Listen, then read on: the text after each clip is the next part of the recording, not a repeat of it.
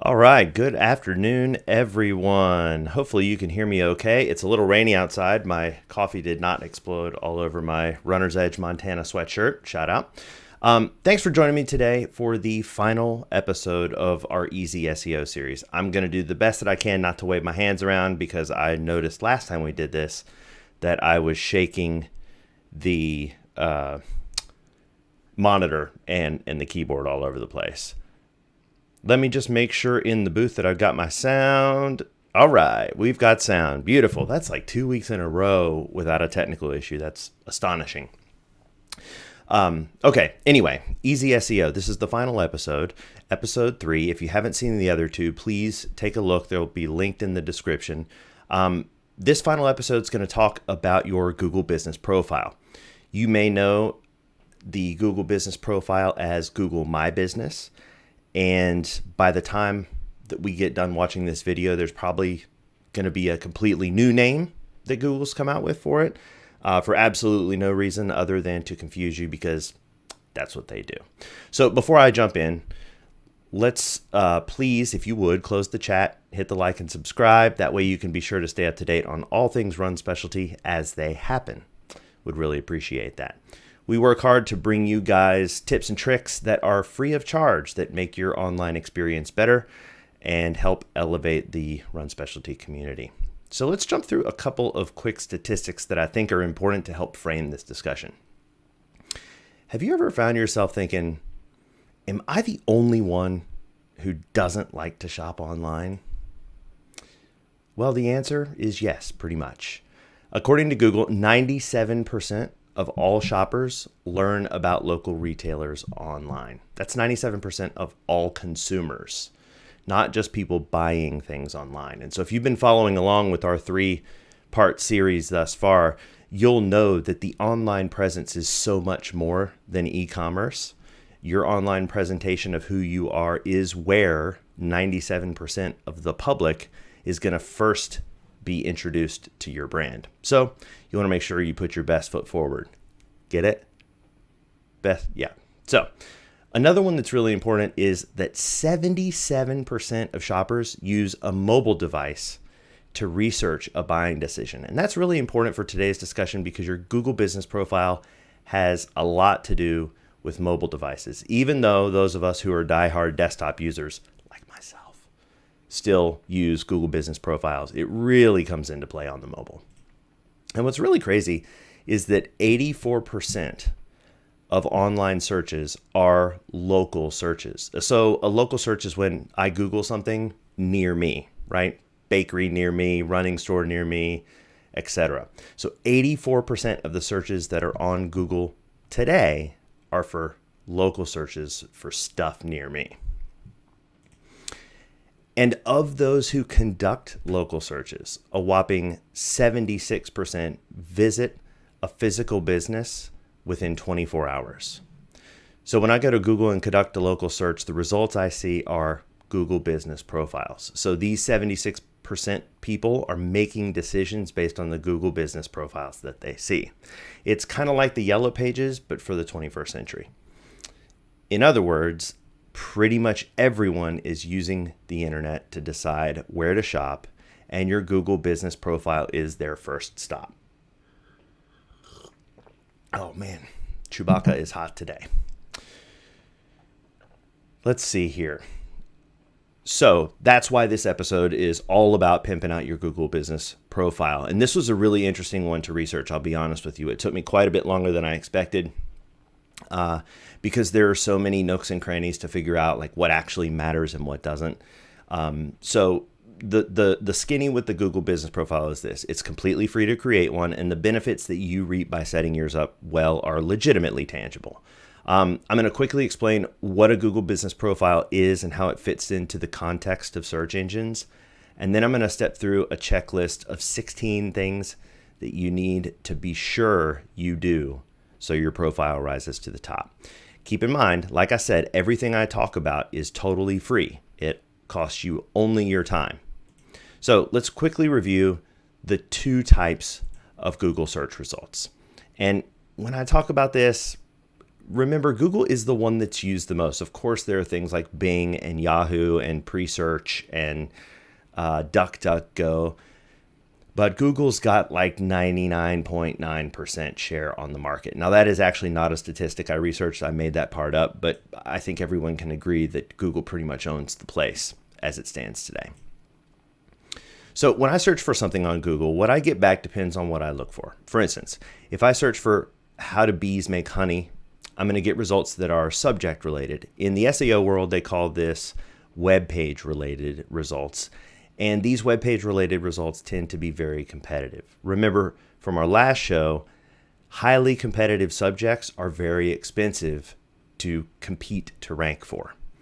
On the other hand, if I do a local search like what you see on the right-hand side, like a bakery or bakery near me, interestingly enough, Google considers those to be the same thing. So if you say bakery or bakery near me, it doesn't matter. You'll get the exact same results. I get place results when I make those searches. These place-related results contain Google Business profiles. Competition for place-related ranks tend to be lower than subject-specific ranks, so it's generally more productive to focus on ranking for location-specific keywords. That said, not all subject-related keywords are highly competitive, but broadly speaking, they tend to be. It's a lot easier for me to rank for a running store near me than it is to rank for Brooks Ghost 15. I know that's the one I always use, but come on. So whether you know it or not, Google has a business profile created for you already. And if you haven't done much to beef up that profile, it's going to look a lot like A's Electric here. Notice that there's not much on this page besides the phone number, hours, and a few related Google results. This is an example of a business profile Google's going to push down to the bottom of the stack. It wants to present you with the most relevant results possible, so it's going to order profiles by their depth. And by the way, A's Electric is a little bit of a holdover from the past. No offense, A's, but the reason that they called it A's Electric is to rank at the top of the yellow pages, which doesn't exist anymore. So for example, if we want to take a Google business profile that's got it together, let's look at Excel Electricians in good old Bromley, England, if I can speak. They have a substantially better business profile than A's Electric. They have pictures, all their business info is correct. They have an appointment link. They've listed products. They have a Q&A section that looks like it's pretty active, and they have a lot of Google reviews. This is what we want to strive for. I think I have a cat hair in my mouth too. What a day. So where do we start?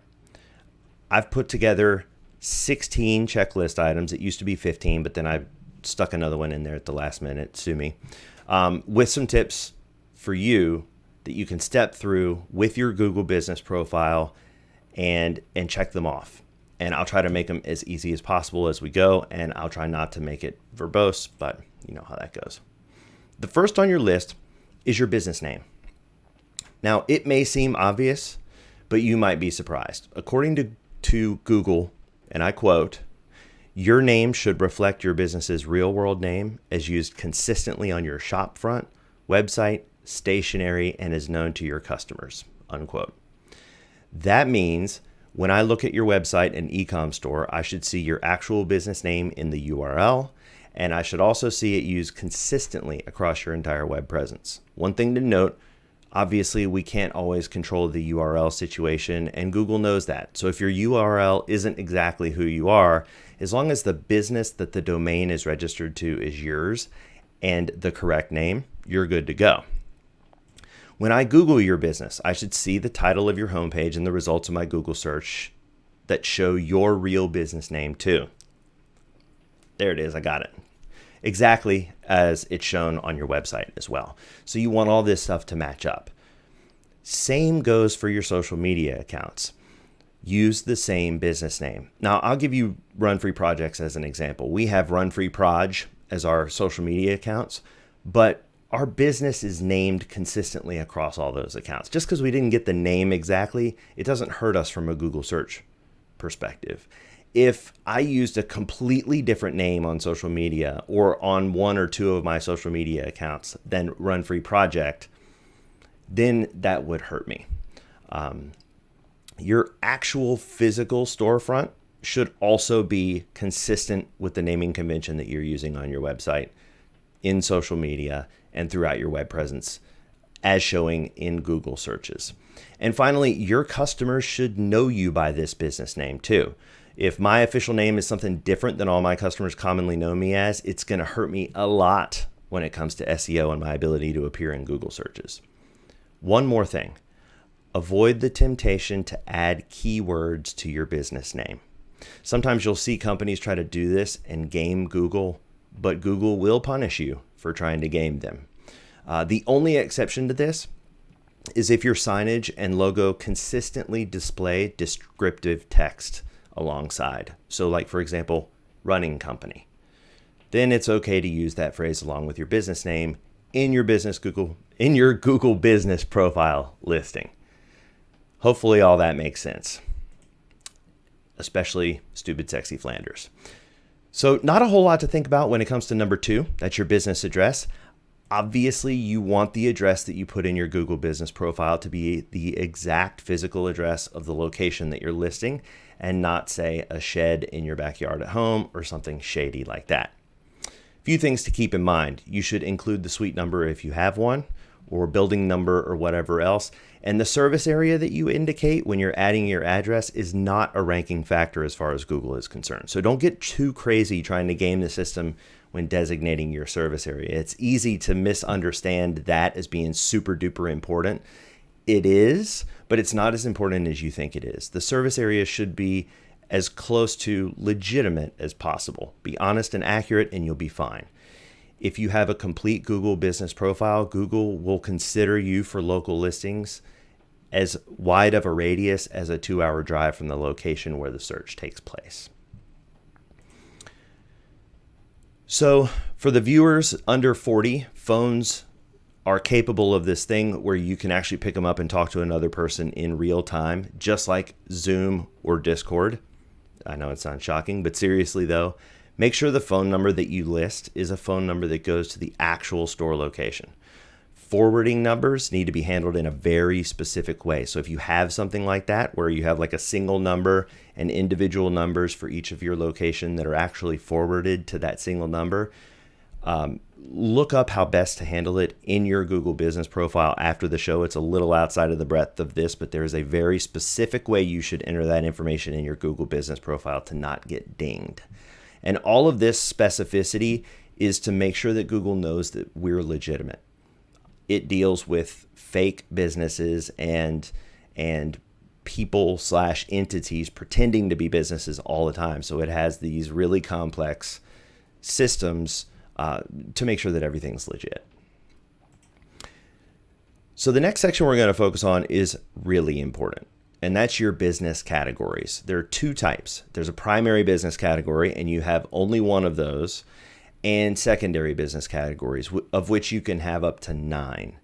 Your business categories are probably the most important subjective decision that you're going to make when it comes to your listing, so be careful here. Luckily, I looked up the top 50 stores in the country in run specialty, and I have their categories ranked for you to cheat off of. First and foremost, almost every single run specialty retailer that is killing it in their Google business profile has running store as their primary category.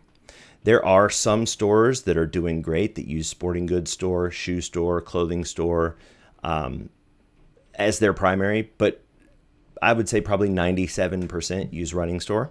So if I'm you and I'm a run specialty retailer, I'd probably make running store my primary category. On the secondary category side, you have a little bit more wiggle room. Google's obviously going to consider these when presenting results, but not as much as the primary. And we'll talk about how that impacts things down the line in just a sec. I've listed the secondary categories here in order of popularity among those top 50 stores in the US and Canada. When you make your choices, be sure they reflect who you are. If your business is really seasonal and you rent or sell snowshoes, for example, to tourists all winter, it's probably a good idea to take that into consideration when you're setting your business categories. Business category is the first thing that Google's going to look at, besides being within that radius. So I guess it would be the second. You'll also want to change your secondary categories to follow any other patterns that you might have. So maybe in the springtime, you do a bunch of training sessions. Then training Physical fitness program might be one that you put in your secondary listings during that time. You may even want to change your primary listing if you're super seasonal. It really just depends on you. But hopefully this gives you something to work off of, and the importance of those business categories really can't be understated. So your website link. This one it seems obvious, but there's a couple things to think about here. It's super important, and there's a bit more to it than you might think. First, you want to make sure that your website references your primary category. So if you say you're a running store in your Google Business profile, be sure that you say you're a running store on your website too. Do not, under any circumstances, link to social media pages. Google will crush you for that.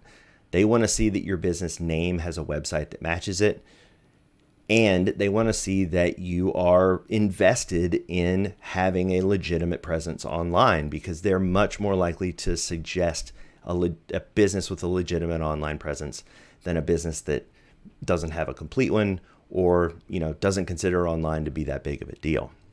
One thing to keep in mind here, 40% of shoppers who have a negative experience on your mobile site will give up and shop with your competitor instead. So if you find your Google Business profile and head over to your shop, but your stuff takes forever to load, your customer might say, screw it, I'm going to Fleet Feet. Seriously, if a page takes longer than one blink of an eye, like that was actually 2. I didn't do that on purpose, but you get it. You really need to take a look at things. You're going to get dinged by Google hard for performance issues, and you're putting 40% of your potential business at risk, at least your potential exposure from a marketing perspective. A couple more quick notes about the website link. And there's a lot in this research that I did not know. I thought I knew Google Business profiles, and so I strutted in the room and learned that I knew nothing. But if you operate more than one location, you need to be sure that you have a profile listing for each location separately. And each location needs to have its own dedicated page on your website. If you point 2 locations to the same website landing page, Google's going to ding you for that. In other words, location 1 should be yourwebsite.com/location 1. Location 2 should be yourwebsite.com/location 2. Just an idea here, if you do the seasonal business, like I mentioned before, let's say snowshoes, if you're going to update your primary category during that season to say snowshoe rental, I don't know if that's a real category, by the way, make sure you update the link from your Google Business profile to point to a page on your website that's dedicated to that seasonal offering if you go in and update that category. So in this case, it would be yourwebsite.com/snowshoes or something along those lines. That's how interconnected the primary category and your website are, and your Google Business profile and the website that you point it to's relevance to that profile. Google wants to see relevant content. It wants to see a good customer experience, and it wants to see fast load times. If you need a website, many people do, you can create one for free with the Run Free project. Just email us or find us online and we'll hook you up. It's a lot easier to have a nice online presentation than you think, and it's a whole lot more important than you may realize. Hopefully you realize that a little bit more after watching this series. So the next piece to be sure you focus on is Google reviews. Now I know this is obvious, but there was some interesting stuff that came up in the best practices when I was researching this that I thought I would share. First of all, 98% of people who look at your Google Business profile are going to read your reviews. So, this is one of the most important parts of your profile. Be sure that you're constantly asking customers to leave you reviews. If you go into your profile editor, click reviews, and then click the ask for reviews button, it'll give you a link that you can send to people. That'll take them straight to the leave a review modal on Google's website. So stick it in your email campaigns, on social media, to emails back to customers, invoices, whatever. Have that link in there. It makes it way, way easier for a customer to leave you a review, and those reviews count for a lot. They're also a humongous part of SEO overall. they contribute substantially to your trustworthiness rating. So 3 out of the 20 top ranking SEO factors in 2021 were Google review related. Also, be sure that you respond to all of your reviews, good or bad. Please be professional, of course, but responding to your reviews helps you rank substantially. Your customers love to see the fact that you're super engaged with the people that leave reviews. So good or bad, go in there and respond to people's reviews when they leave them for you. Google loves it because it knows that you're interacting with its services that it's invested a ton of money in. And your customers love it because they can see the spirit of who you are presented right there in your Google business profile. So business hours, there's not a whole lot from a special instructions secret sauce perspective when it comes to the business hours, other than make sure that yours are accurate. You might laugh, but sometimes Google will automatically change your business hours. They did that for a lot of companies during the pandemic and didn't tell anybody. And so a lot of people discovered that their business hours were much different when they went to update their Google business profiles than they expected. So check on them on occasion and make sure you have any special holiday hours listed as well. You can actually update them ahead of time, and that gives you the chance to throw some Christmas hours in, or whatever it is. So might as well do that. Also, be sure that you have your business hours somewhere on your website as well. Google will cross-reference your business profile with your website as much as it possibly can, and having matching business hours will ensure Google that you are legit, and it will increase your trustworthiness score as a result. Tip number 8, I think it's 8, yeah, okay, good, is to add an appointment link. Even if you're not sure customers will use it, it'll show you're investing in your Google business profile, and that's what matters to Google. Personally, I live and die by my appointment setting software. Shout out to Calendly. I'm sure if you guys have chatted with me before, you've used it to set up a meeting with me. You can do this. You can use this on your Google business profile if you would like. So you could sign up at calendly.com, or you could choose one of the apps that's compatible with Reserve with Google. Oh, I'm doing air quotes. Reserve with Google, that you can find at the link at the bottom of your screen. I'll leave it in the description too. I haven't used any of these. I did browse through them, and it looks like they are very much purpose built for various industries. There's a lot of restaurant related ones in there that looked kind of cool, but I've never used any of them. So you're on your own if you go that route.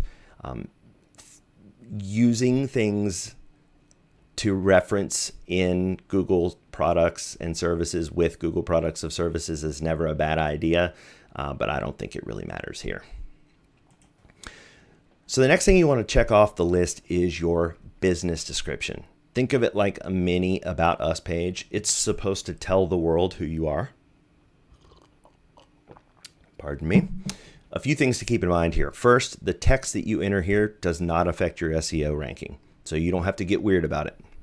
Second, don't put any URLs of any kind here. Don't use emojis or all capital letters either. It will hurt you. They want to see a regular description. And even though you can enter up to 750 characters of content into this text box, only 244 characters are going to show. So if you can keep it short, do that. Otherwise, your customers will see that more link, like the one that you see on your screen, which they'll need to then tap and expand to read the rest. Imagine how often that happens. Probably never. Make sure you add the years in that you've been in business too. It can give credence to your brand if you've been around a while, and it can also help tell your story if you're a newer store. Honestly, I don't think you can ever go wrong by stating your years in business, regardless of how long or how briefly you've been around. It tells a part of your story. It's that human connection. It's part of the sort of community feel, and we're all in this together sort of mentality that makes Run Specialty such a wonderful industry to work in. So don't fret if you've only been around for a year or two. That's kind of cool and interesting to folks. If you've been around for 40 or 107, awesome. That tells part of your story too. That said, don't lie. Google will find out They'll either kidnap you in the middle of the night and tie you up in their basement or push you to the bottom of the rankings list for not being trustworthy. I'm not really sure which at this point in time, and I'm not interested in finding out.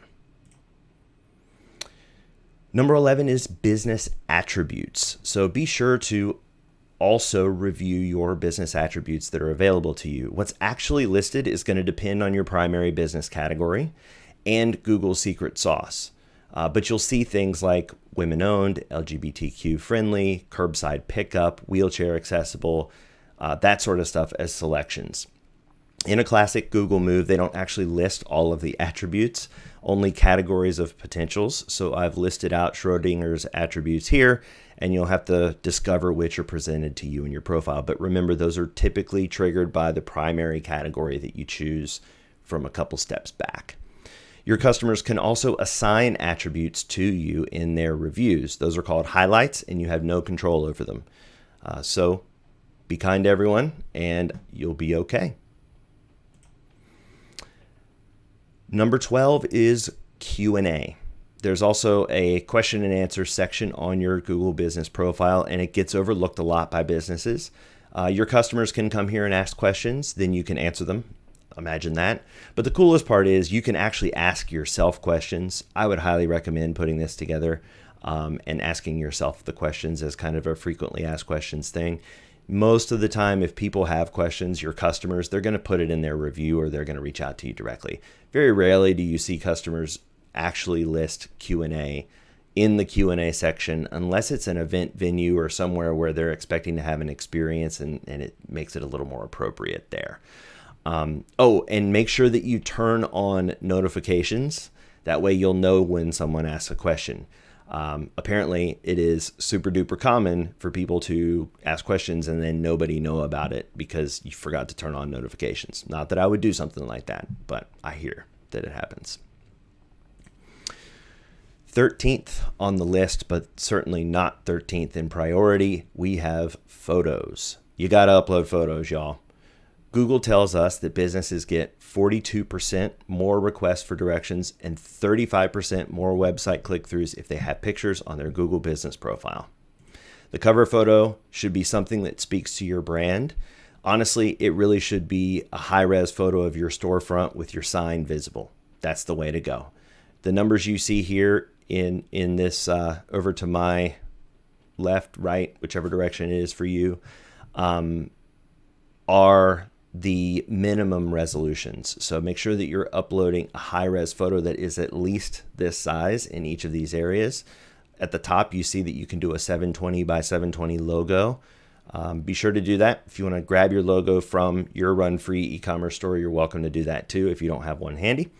And then a cover image, which is that 1024 by 576. Remember, these are minimums. So the higher the resolution you have, the better off you are because it will be clearer. And then the square additional photos are 720 by 720 as well. If these numbers do not make sense to you, don't worry. I put a link in the description to my crash course on digital image editing, and that will hook you up and you'll understand what you need. Number 14 is products and services section. And let me tell you, I find it hilariously ironic that it works the way that it does. I honestly couldn't believe it worked this way, and I spent way too much time researching to learn that there really are only two ways to get products into your Google business profile. The first is by using a device that goes between your barcode scanner and your point of sale system in the store that connects to the internet on its own, called Pointy. It uploads all the UPCs that it scans to the Pointy site, and if they have pictures, they'll list your products and make them available for you to include on your Google business profile. You are not allowed to add your own stuff in Pointy, and you can't edit the pictures. And if they don't have the UPC that you just scanned on file, then you're SOL. The second and only other way is to manually upload products. Each listing takes a title, picture, description, and price, and then it links the user to your e-commerce store to make the purchase. Obviously, I think it goes without saying, but I'm going to say it anyway. It would make a lot more sense if Google let you connect your Merchant Center product feed to your business profile. That way your e-commerce store and your business profile would always be in sync with one another like your Google Merchant Center is. But they just spent $131 million on Pointy, so they want to be sure that you're stuck with that if you desire any sort of automation. My honest advice here is that you should just manually do it. And you should list a few items. Gift cards with a link to the gift card builder on your e-com site. A few pieces of popular branded gear for your store, like shirts and hats, stuff that has your store name and logo on it. And probably the two most popular men's and women's shoes at the moment. You don't have to get any crazier than that. People aren't coming to your Google business profile to shop. They're coming here to get a sense of who you are. And then they're going to go to your e-com store to investigate further. And if they like what they see, they'll come into the store. Sometimes they'll buy online as well, but most often they come into the store. So don't overthink this. This little section of products and services is entirely limited to your Google business profile. And I think you will see a substantially better rate of click-through with products that are branded for your store that tell your story and gift cards than you would if you just added shoes that have come out recently, because everybody's going to do that. Number 15 is Google Posts. These are a lot like the news posts that you can post for your mobile app users, but they're visible to anyone that looks at your business profile. By the way, Spandex City is a comic book store. Get your mind out of the gutter. It's actually not a bad idea to just copy and paste the news post from your mobile app into this area to show you've got stuff going on when people come to check you out. It's easy to make a post, and they show as a feed side by side, so you can kind of go nuts. There's not a lot of limitations here. And again, that's one of these things that's pretty rare to see. So if a store is adding Google posts relatively regularly, Google is going to shine brightly upon said store. And finally, since I don't know how to count and I wrote 15 tips all over all of our material before I actually started putting this together and decided to add messages at the end, this will be considered the bonus tip. Be sure to turn on Google Messages in your profile and toggle notifications on. Users will be given the option to message you from your business listing, and you'll get a text when they do that if you have it all set up right. You can take any of the messages that you get and add them to your Q&A as well. This is a relatively new feature, and in case you do what I did and nearly rip your eyeballs out trying to figure out why it won't show up once you've turned it on, it will only show on mobile devices. So there you go. And that's the ball game. Those are the 16 checklist items that you should hit when you're looking at your Google business profile. Watch this video a couple more times. I'll see if I can add chapters to it. I'm not sure if I can do chapters with the live stream, but if I can, hopefully that'll make it easier and you don't have to listen to me babble any more than you absolutely have to. But I talked to a lot of folks that are pros in the space. I did a ton of research and I made sure that everything I put up here was legit. And there's a lot of confusing stuff out there. So if you followed this recipe, you'll be good to go. Remember, and like I said, we've been talking about this entire time with SEO. The most powerful thing that you can possibly do is accurately represent and communicate yourself to the world online. 97% of consumers are going to look online before they ever know who you are, and you want to put your best foot forward in that case. If you're writing a consistent blog about subjects that the people who shop with you are interested in, and you have a good Google business profile, and your website is reasonably straightforward, pretty, and shows the products that you sell in store online, and your online experience feels as much like the in-store experience as possible, you're killing it. You will win. You will do great. And you guys are already doing great. I love seeing the creativity. It's one of my favorite things about working in this industry. And it's really just a couple of little tweaks here and there. A lot of this SEO stuff is not intuitive. If somebody would have said before I did SEO stuff, if somebody would have asked me, how do you get search engine optimization maxed out? What are your opinions? I'd probably start going through a list of technical specifications on a website landing page, because that seems like what would be the most reasonable thing to do. But it turns out that Google and the rest of the search engines are trying as hard as they can to figure out the most relevant places to send users to. That's what gets users coming back. That's what made Google #1 in the first place, because when I go and search on Google, the response that I get, the answer that I get, is going to be something that I'm actually interested in seeing, and not just a bunch of junk that gamed the system to get there. Thank you so much for joining me today. If you haven't watched the previous 2 sessions, please do. The first session is a bit of an introduction to SEO and why we took the approach that we did. The second is a little mini keyword SEO keyword brainstorming workshop. Very useful, talks about blogging. And obviously this third one is for your Google business profile. We'll do updates on this stuff as things change, but this should be up to date for the next at least hour and a half. And as always, we're here every Thursday, give or take, at 1:30 p.m. Eastern Time. And we do what we can to bring you free tools and tricks to master your online presence. In modern commerce, online is where it's at. You may have most of your customers setting foot in your door, but 97% of them are looking online when they make decisions about where to go. Thanks so much. Talk to you soon. Enjoy your run.